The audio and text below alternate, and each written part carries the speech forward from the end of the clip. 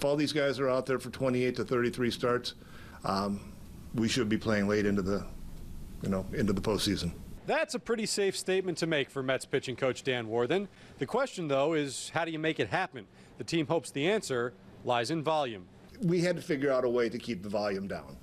The spring training is extremely long. The WBC years, I mean, it's a nice Olympic type thing, but it causes issues in a lot of times. And there's always been people get hurt going to the WBC because they've tried to ramp it up.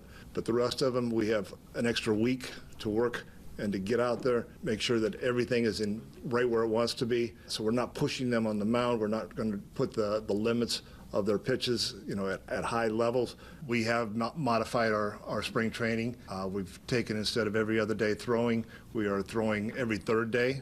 The early onset of spring training, we found in the history that this is where a lot of injuries occur, and so we're doing our very best to protect them.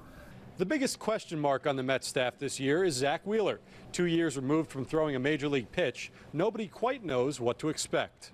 I think he's going to be slower more than fast, but we're going to be that way with him. So, he had a little bit of tenderness after his last bullpen, so we're going to be, probably an extra day here. We'll give it whatever it takes, and we're not going to push it because we want to see this kid be healthy. And once he gets healthy, we want him to stay healthy. Warthen said that if healthy, Zack Wheeler could be looking at an innings limit in the low 100s. He added that could mean potentially capping his starts at 5 innings apiece should Wheeler make the starting rotation. In terms of potentially using Wheeler out of the bullpen, Warthen seemed to caution against that, noting Wheeler's history as someone slow to recover after outings, something that certainly can be problematic in a reliever.